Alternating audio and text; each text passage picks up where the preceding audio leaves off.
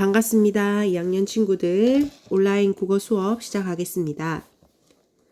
먼저 이번 중간고사 시험 범위와 관련해서 한 가지 안내하겠습니다. 이미 알고 있는 친구들도 있겠지만 그래도 한 번 더 안내할게요. 선생님이 원래 시험 범위를 생각하고 있던 것에서 범위가 조금 줄어들게 되었어요. 지난주에 선생님이 몸이 좀 아파서 여러분들하고 수업을 잘 못했기 때문에 범위를 조금 줄이게 되었습니다. 책의 차례 부분, 교과서 차례 부분 한번 보시면 됩니다.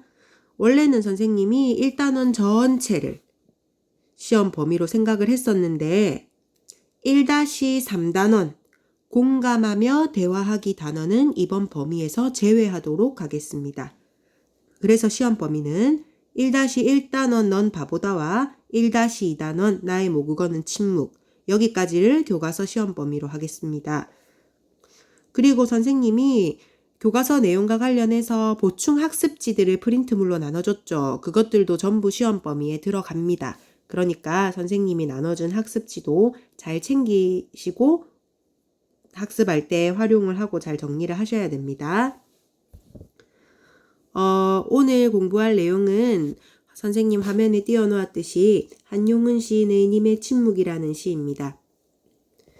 1-2단원 나의 모국어는 침묵을 하면서 우리가 역설법에 대해서 공부를 했었는데 그 보충학습으로 보충학습지를 선생님 나눠줬습니다. 그러면서 역설이라는 표현법에 대해서 좀 더 깊이 있게 공부를 우리가 하고 있었죠. 님의 침묵이라는 시는 한 반만 조금 맛보기만 봤어요. 조금 공부했고 나머지 반들은 아직 들어가지 않은 상태입니다. 그래서 선생님이 이 내용을 이번 주 온라인 학습 주제로 여러분과 함께 공부하고자 합니다.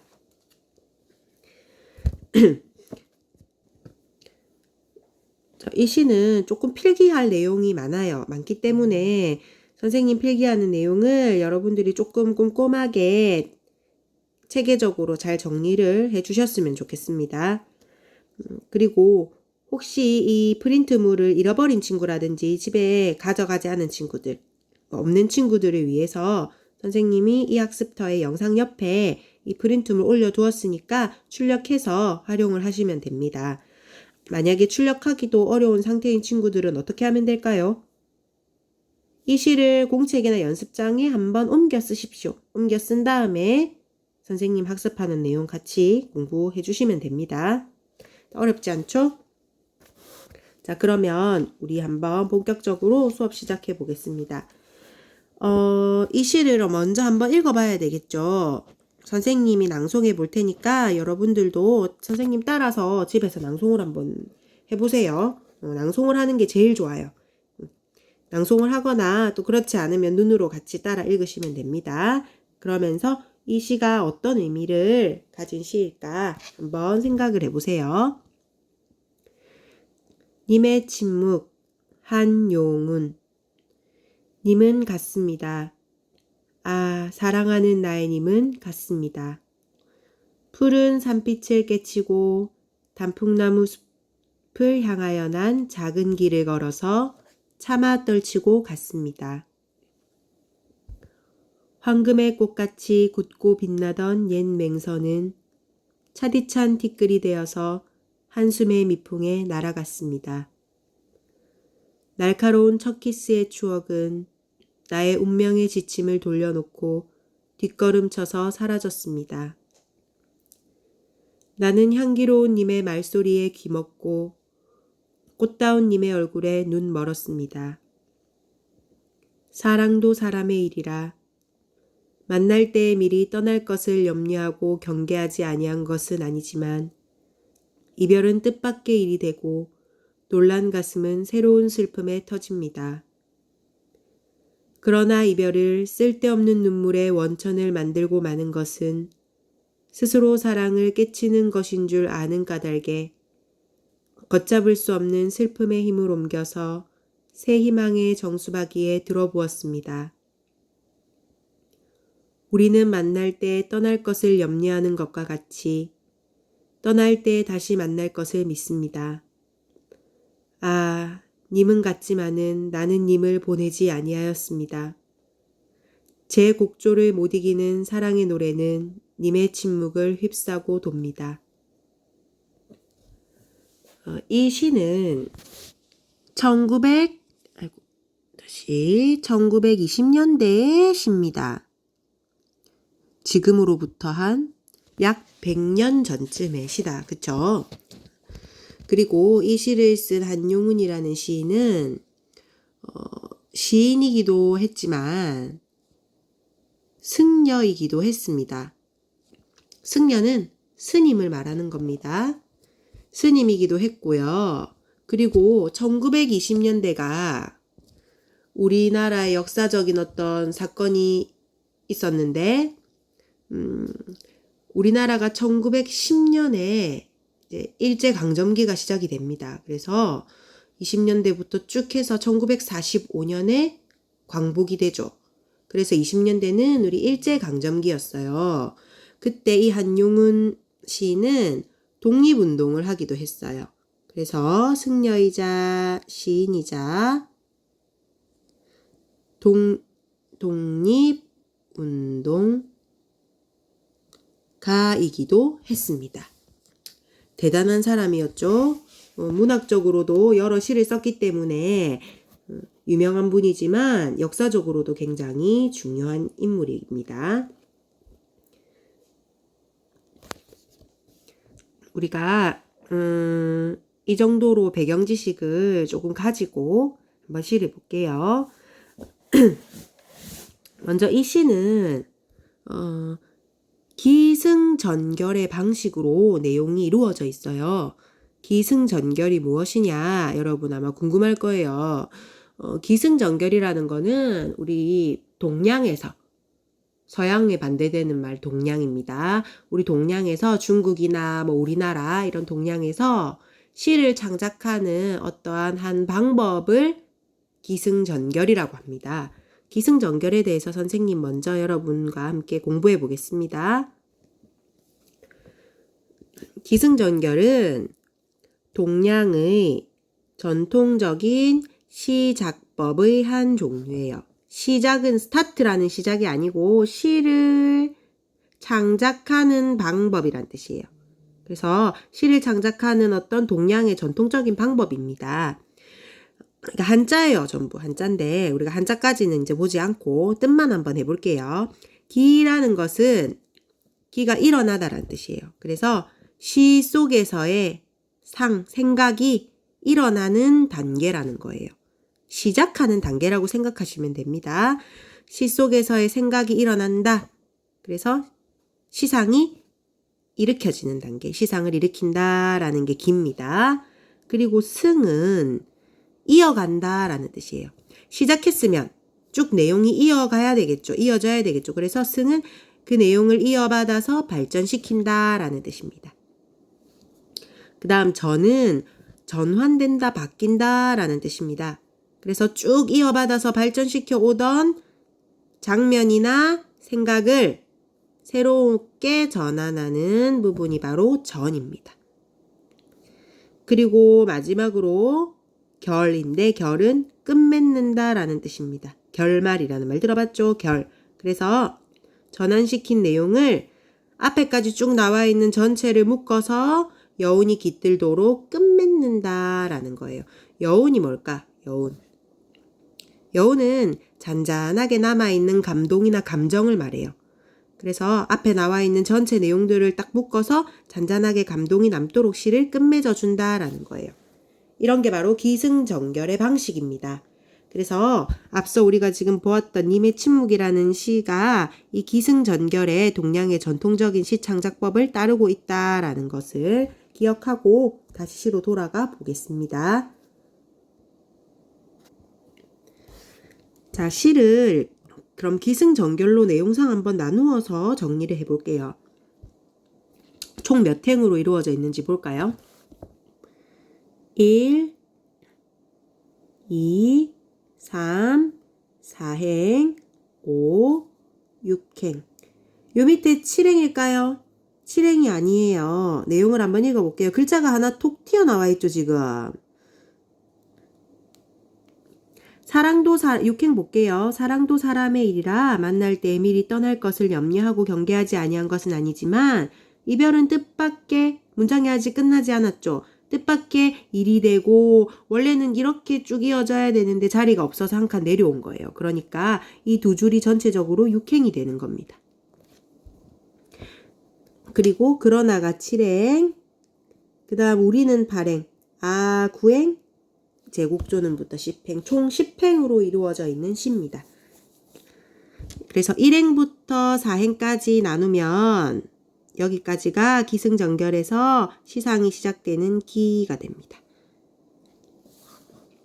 그리고 5행과 6행은 시상을 이어받는 승이 됩니다. 아까 선생님 시상이 뭐라고 했죠? 시 속에서의 생각이라고 했습니다. 시의 내용 이렇게 생각해도 조금 될 것 같아요. 내용이 시작되는 것이 기, 생각이 시작되는 부분이 기, 그 생각과 내용을 이어받는 것이 승, 그리고 그 다음 무엇이죠?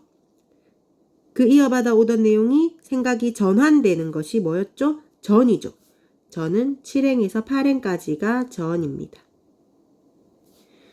그리고 마지막에 전체를 묶어서 잔잔한 감정인 여운이 깃들도록 끝맺는 것이 결이죠. 이렇게 9행과 10행이 결이 되겠습니다.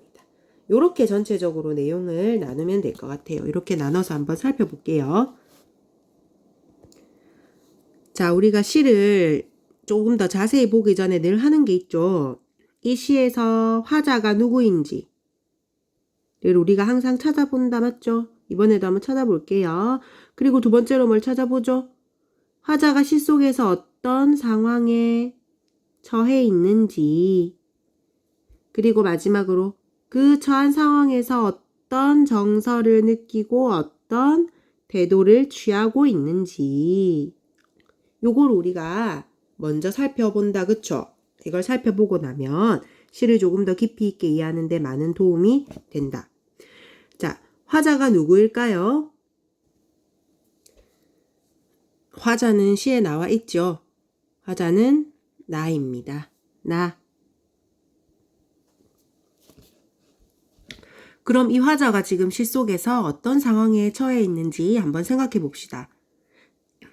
선생님이 시간을 조금씩 줄 테니까 질문을 하면 여러분들이 한번 생각을 해보세요. 선생님이 답을 바로 하지는 않을 거예요. 꼭 생각을 해보고 학교에서 하는 것처럼 생각해보고 여러분들이 바로 이렇게 대답을 할 수는 없지만 지금 생각을 꼭 해보고 선생님이 이야기할 때 같이 여러분 생각과 비교를 하면서 그렇게 적극적으로 좀 수업에 참여해 주세요. 시 속에서 화자가 처한 상황을 조금만 더 생각해 봅시다.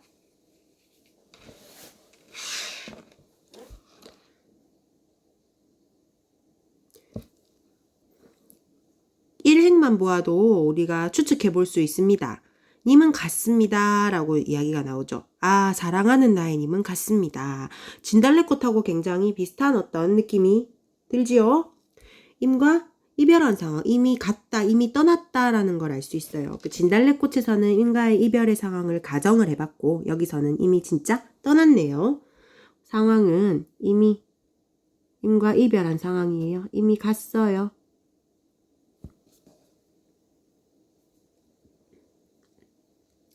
여기서 지금 시의 제목은 님이라고 되어 있죠. 계속 님이라고 나오는데 선생님이 지금 필기를 할 때는 임이라고 적었다. 어떤 차이가 있냐면 이 님은 원래 선생님 할 때처럼 이렇게 명사 뒤에 이렇게 붙어요. 님.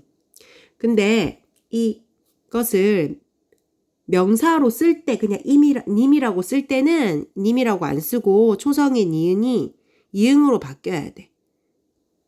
그래서 맞춤법적으로 이 임을 명사로 사용할 때는 님이라고 안 쓰고 이렇게 임이라고 쓰셔야 돼요. 그래서 선생님이 필기할 때는 전부 임이라고 쓰도록 하겠습니다.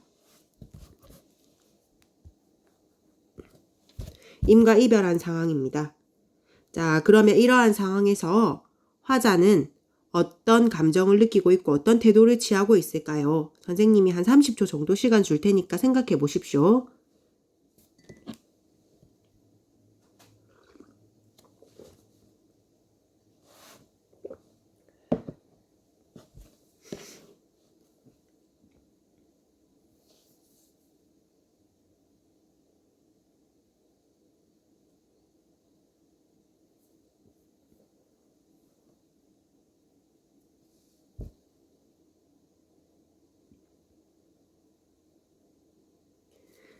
생각해 봤습니까?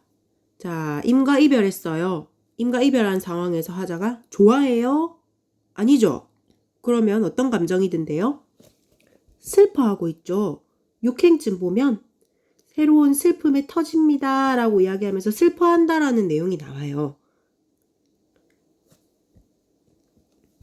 자, 슬픈데 슬퍼하고 끝이 날까요? 시가 끝이 나는 것은 아니죠. 슬픔에 터지는데 그 뒤에 쭉 또 읽어보면 그러나 7행 보세요. 이 이별을 쓸데없는 눈물의 원천으로 만들고 마는 건 스스로 사랑을 깨뜨리는 것인 줄 알기 때문에 이 슬픔의 힘을 어디로 옮긴다? 새 희망의 정수박이에 들어부어서 옮긴다라 그랬어요. 여기서 중요한 단어가 나오네. 희망이죠, 희망. 정수박이라는 건 정수리 꼭대기란 뜻이에요. 그러면은 슬픔에서 머무르지 않고 어떤 희망으로 이 슬픔을 옮기고 있어요. 그러면 이 희망은 어떤 희망일까? 8행 볼까요?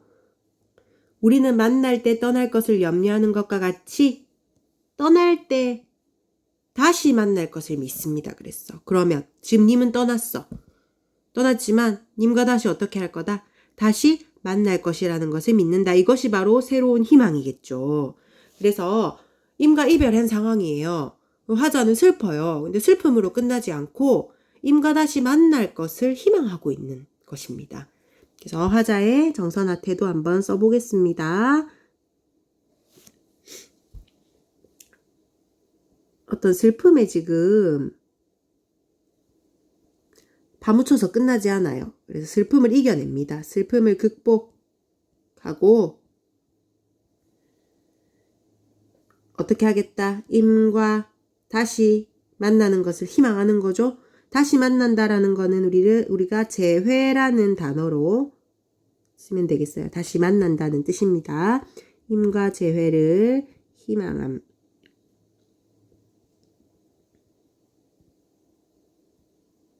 이렇게 이별한 상황에서 슬픔을 이겨내고 임과 다시 만나기를 희망하는 어떤 태도를 보이고 있어요. 그리고 한 가지 더 적을 거예요. 한 가지 정서 태도를 더 적을 건데 그거는 조금 이따가 추가해서 적을 거예요. 그래서 적을 자리를 조금 남겨두십시오. 조금 더 공부한 다음에 적어볼게요.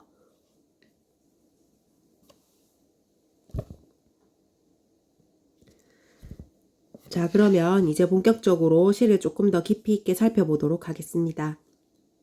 먼저 1행에서 4행까지 선생님이 기라고 했죠. 시상이 시작되는 부분, 이 부분부터 보겠습니다. 기 부분 한번 보세요. 어떤 내용이 나오고 있나요?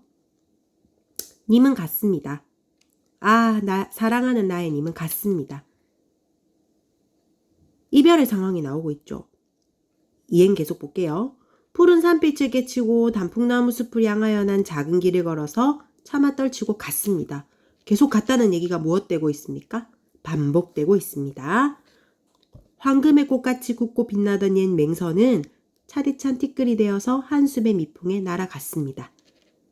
날카로운 첫 키스의 추억은 나의 운명의 지침을 돌려놓고 뒷걸음쳐서 사라졌습니다. 계속 무슨 얘기가 반복되고 있다? 이미 떠났다. 이별의 상황이 계속 이야기되고 있어요. 그래서 기 부분의 내용을 정리하면 기 부분은 이미 떠난 상황입니다. 이별의 상황이 제시됩니다.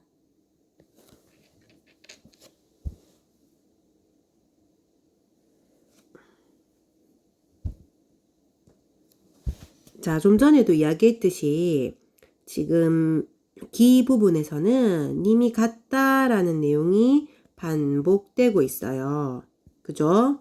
이렇게 쭉쭉쭉 반복되고 있어요. 날아갔다 하면서도 약간 이제 100% 일치하는 건 아니지만 비슷하게 반복이 되고 있어요. 님이 떠난 상황이 쭉 반복되어서 나오고, 그리고 님이 떠난 그 상황에 대한 충격이나 놀라운 마음을 표현한 부분이 있어요. 감탄사라고 하죠. 들어봤어요? 감탄사. 어디 있을까요?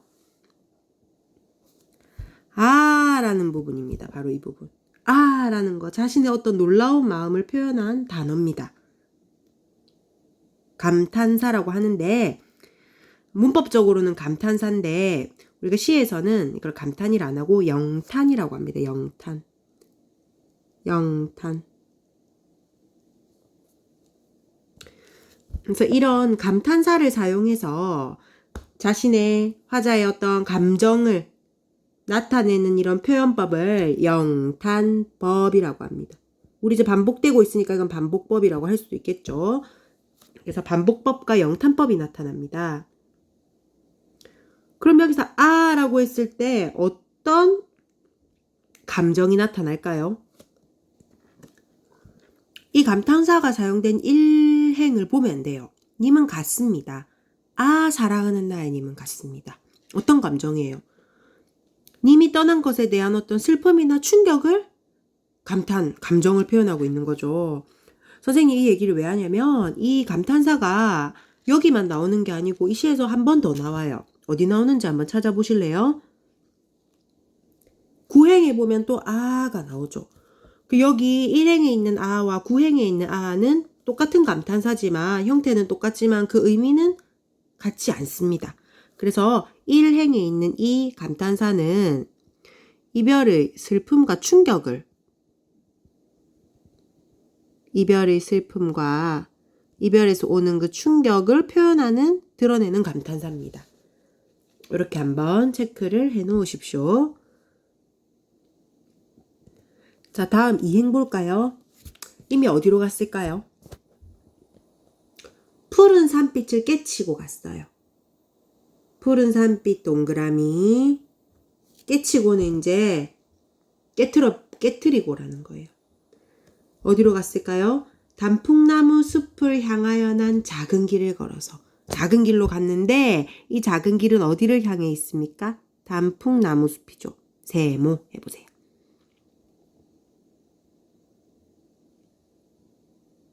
그럼 여기서 이미 깨쳐버린 이 푸른 산빛은 좋은 의미일까 나쁜 의미일까요? 나쁜 의미일까? 나쁜 의미면 나쁜 의미, 나쁜 것은 깨치고 좋은 것으로 간 거네. 지금 내가 이미 나를 두고 떠난 상황은 좋은 상황이에요. 지금 좋지 않은 상황으로 느껴져요. 시를 읽어봤을 때는 내가 이미 떠나고 난 걸 슬퍼했어. 그죠? 그러니까 이미 날 떠난 건 좋지 않은 거야. 그러니까 푸른 산빛을 깨치고 단풍나무 숲으로 갔다는 건 좋은 것을 깨치고 안 좋은 걸로 갔다는 거예요. 그래서 두 개의 의미가 반대됩니다. 이렇게 대조, 화살표 이렇게 양쪽으로 쭉 하면 대조. 대조라고 한번 써볼까요? 대조는 반대된다라는 뜻이에요. 동그라미 친 거는 긍정적인 거. 세모 친 건 부정적인 거예요. 여러분 단풍나무는 가을에 단풍이 들죠. 근데 단풍이 들고 나면 잎이 어떻게 돼요? 잎이 떨어지죠. 그래서 가을은 어떤 이제 잎이 다 떨어지고 겨울로 접어드는 거기 때문에 어떤 소멸하고 없어지고 떨어지는 아래쪽으로 하강하는 이런 부정적인 이미지를 표현할 때가 많거든요. 여기서도 마찬가지예요. 단풍이 떨어진다라는 의미에서 어떤 절망이나 좌절을 상징한다고 볼 수 있어요. 그런 반대로 푸른 산빛은 희망이겠죠. 절망의 반대 희망. 희망을 깨뜨려버리고 절망 쪽으로 난 작은 길을 걸어서 다 떨치고 갔다라는 거예요. 그래서 여기서 푸른 산빛과 단풍나무 숲은 의미상 대조가 됩니다. 그런데 색깔 한번 볼까요? 산빛은 푸른색. 그리고 단풍은 붉은색의 보통 이미지죠. 그러니까 여기서 색깔의 이미지가 대조되기도 해요. 색채가 대조됩니다. 그래서 두 가지 어떤 대조가 있다라는 것 한번 체크해 놓으세요. 대조된 시어가 있습니다. 다음 3행 보겠습니다. 3행 보기 전에 요거 하나 체크 안 했네. 자, 지금 이미 간 길 있죠? 작은 길. 이미 떠나간 길을 우리 머릿속으로 어떤 이미지가 잘 그려지게 표현을 했어요. 이미 떠나간 길은 어떤 길이죠? 여기 표현돼 있죠? 단풍나무 숲을 향하여 난 작은 길이라고. 그리고 머릿속으로 이미 떠나간 길을 여러분들이 이미지를 떠올려 볼 수가 있겠네. 단풍나무 숲이 착 있는 조그마한 길을 이미 걸어가고 있는 뒷모습. 머릿속에 떠오르죠? 그래서 지금 이 부분은 이미 어떤 떠나간 길을 굉장히 시각적으로 표현한 부분입니다. 선생님 파란 부분으로 색깔을 다르게 체크했어요. 이 부분에 대한 내용 한번 적어 볼게요. 이미 간 길을 시각적으로 표현하고 있다. 시는 감각적인 표현들을 잘 씁니다. 감각이라는 거 우리가 느낄 수 있는 거죠. 그러니까 글로 써놓았지만 이렇게 눈으로 잘 이렇게 보고 있는 것처럼 시각적으로 효과를 줄 수도 있고 또 마치 귀로 듣고 있는 것처럼 어떤 효과를 줄 수도 있고 그건 청각적인 표현이 두드러지는 거겠죠. 그 다음에 냄새를 맡고 있는 것처럼 후각적인 그리고 마치 맛을 느끼는 것처럼 미각적인 이런 어떤 감각들을 잘 써요, 시인들이. 그래서 어떤 시를 좀 더 생생하게 이미지가 떠오르도록 하는 이런 효과들을 감각적인 표현들이라고 하는데 여기서 지금 이미 떠나간 길을 우리 머릿속으로 시각적인 어떤 장면이 착 느껴지도록 시각적으로 잘 표현을 했다라는 겁니다. 그 다음 삼행 보겠습니다. 삼행에서도 마찬가지로 이행처럼 대조되는 시어가 있어요. 선생님 시간을 조금 줄 테니까 여러분들이 대조되는 시어를 한번 찾아보세요. 의미가 대조되는 시어입니다.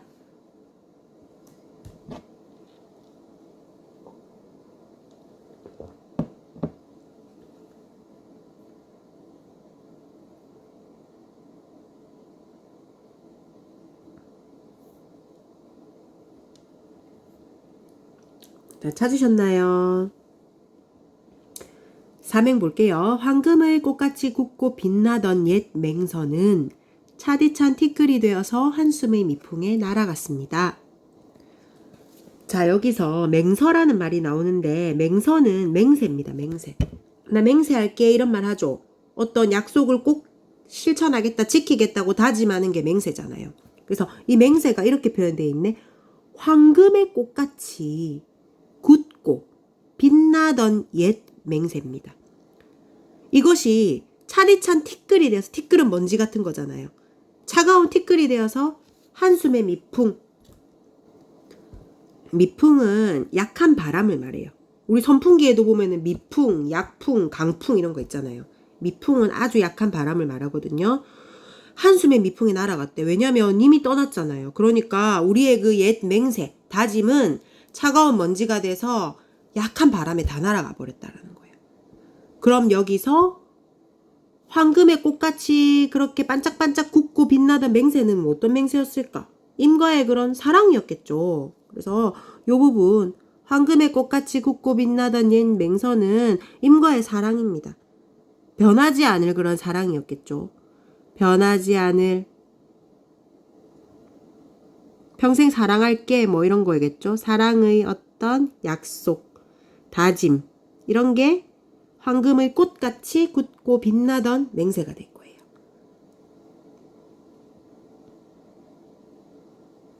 그럼 여기서의 긍정적인 어떤 시어는 옛 맹세가 되겠네. 근데 이것이 무엇이 된 거죠? 차가운 티끌이 됐네요. 차디찬 티끌. 차디찬 티끌이 됐다라는 건 이 빛나는 약속이 다 먼지처럼 사라져버렸다. 가치가 없어졌다라는 거예요. 무가치해졌다. 없을 무자를 써서 가치가 없어져서 먼지처럼 가치가 없다라는 거예요. 그래서 이 약속이 다 사라져버렸다라는 거예요. 그래서 옛 맹서와 차디찬 티끌이 또 의미상 대조되는 시어가 되겠네요.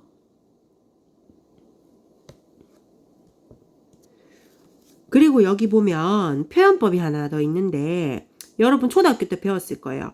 뭐뭐 같이라는 부분이 있죠. 같이. 뭐뭐 같이, 뭐뭐 듯이, 뭐뭐처럼 이런 부분이 사용되면 비유법 중에서 무엇이죠?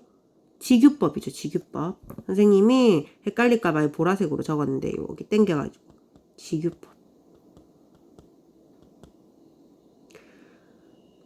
그럼 무엇을 무엇에다가 비유했을까? 맹세, 옛 맹세를 무엇에? 황금의 꽃에다가 비유했네. 그쵸? 황금의 꽃같이 굳고 빛나던 옛 맹세니까 맹세를 황금의 꽃같이 빛난다라고 하면서 옛 맹세를 황금의 꽃에다가 비유를 한 겁니다.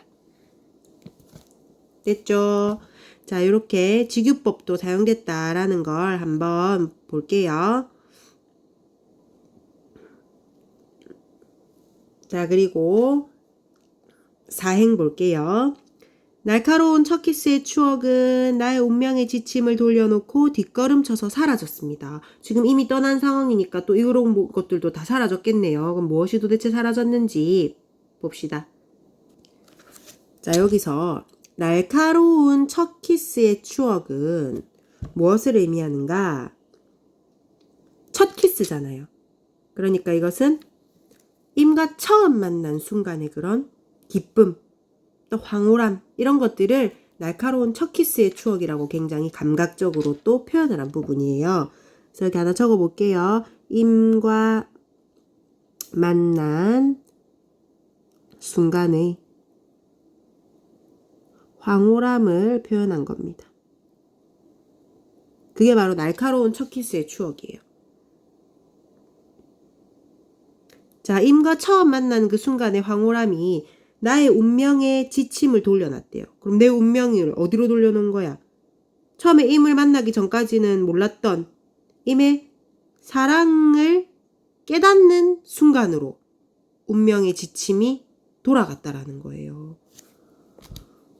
임과 만난 순간의 황홀함에 나의 운명의 지침을 되돌려 놓고 나의 운명의 지침을 돌려놓는다라는 건 어떤 임의 사랑을 깨닫게 되었다라는 거죠.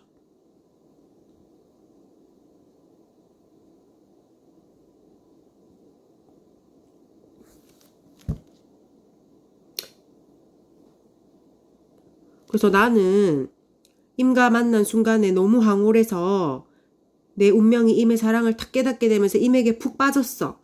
그랬는데 임이 지금 떠났죠. 그러니까 뒷걸음쳐서 사라졌다라고 이야기하는 거예요. 됐나요?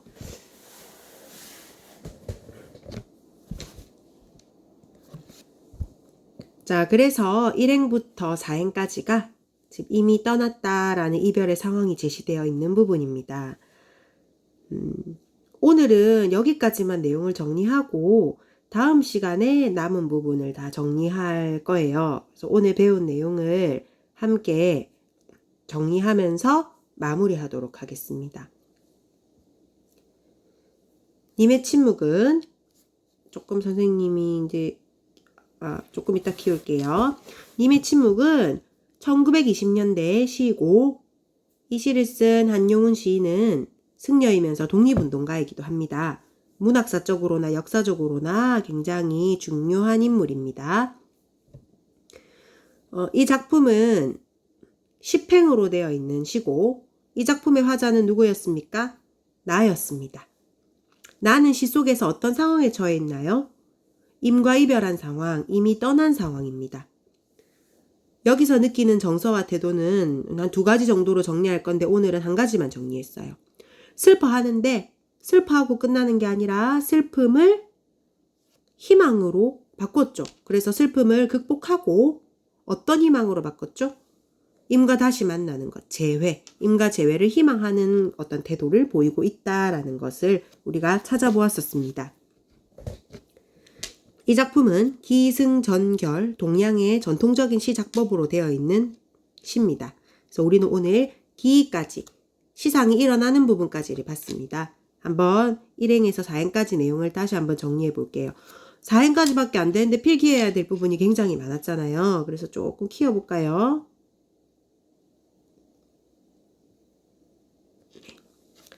볼게요.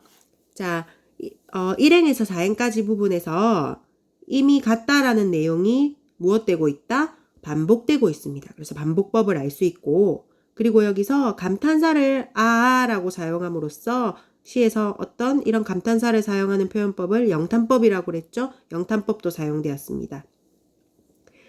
1행에서의 아는 이미 떠난 이별의 슬픔과 충격을 표현하는 감탄사입니다.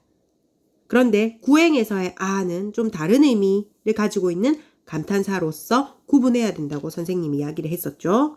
그리고 2행을 보면 서로 의미가 대조되는 시어가 있어요. 3행도 마찬가지예요. 그래서 긍정적인 의미를 가지는 시어는 선생님이 동그라미를 쳤고 부정적 의미를 가진 시어는 세모를 쳤습니다. 이행은 푸른 산빛은 희망을 상징하는 시어고 이 푸른 산빛을 깨뜨리고 어디로 갔다? 단풍나무 숲을 향해서 난 길을 걸어서 갔다. 단풍나무 숲은 단풍이 떨어진다. 그래서 절망, 좌절의 의미를 가졌다 그랬죠. 그래서 각 대조가 되고 있고 푸른색과 붉은색의 색깔도 의미가 대조가 되는 동시에 색깔 대조도 같이 되고 있다고 그랬어요. 그리고 이미 떠나간 길을 단풍나무 숲을 향하여 난 작은 길이라고 표현함으로써 굉장히 시각적으로 감각이 잘 느껴지게 표현했다라는 것을 봤었습니다. 삼행보입니다. 삼행에서의 긍정적인 시어는 황금의 꽃같이 반짝반짝하게 빛나는 그런 굳은 맹세, 다짐이 옛 맹서라는 이 단어가 사랑의 약속, 변하지 않을 사랑의 약속, 황금은 우리가 참 변하지 않잖아요. 선생님 이 얘기 안 했죠. 황금은 우리가 변하지 않아요. 그래서 변하지 않을 어떤 사랑의 약속을 표현한 이 부분이 긍정적인 의미를 가진 부분인데 이것과 대조되는 시어는 이미 떠났기 때문에 이제 차가운 티끌, 먼지가 되어버렸다. 그래서 차디찬 티끌, 먼지만큼 가치 없다라 그래서 무가치라는 선생님이 이 부분을 적어줬죠. 그래서 옛 맹세와 옛날의 그 약속과 차디찬 티끌이 의미상 대조가 되는 시어입니다. 그래서 이미 떠났기 때문에 그 변치 않을 사랑의 약속이 가치가 없는 것이 되어서 먼지처럼 약한 바람에 날아가 버렸다라는 거예요. 그래서 여기에서 선생님이 직유법 하나 얘기해줬죠. 뭐뭐 가치가 나왔죠. 황금의 꽃 같은 맹세죠. 그래서 맹세를 황금의 꽃에다가 비유한 직유법도 사용되었다라는 겁니다. 그 다음에 사행. 날카로운 첫 키스의 추억은 나의 운명의 지침을 돌려놓고 뒷걸음쳐서 사라졌다라는 거. 날카로운 첫 키스의 추억은 임을 탁 처음 만난 순간에 굉장히 내 황홀한 마음을 표현한 거고 나의 운명의 지침을 돌려놨다라는 건 내 운명이 임의 사랑을 깨닫게 되었다라는 거야. 깨닫게 됐는데 돌려놓고 나한테는 그래 놓고는 이미 떠났기 때문에 다 뒷걸음쳐서 지금 사라져버렸다라는 겁니다. 임을 만난 순간의 그 황홀함도 다 지금 사라져버렸다라는 거죠. 왜? 이미 떠났기 때문에. 그래서 기 부분의 내용은 지금 이별의 상황이 제시되어 있다라는 것까지 오늘 정리하겠습니다. 자, 다음 시간에 나머지 내용들 정리하고 시 전체적인 내용까지 정리하고 역설법이 드러나는 부분 다 체크하고 그렇게 마무리하도록 하겠습니다. 자, 오늘 고생 많았습니다. 다음 시간에 만나겠습니다.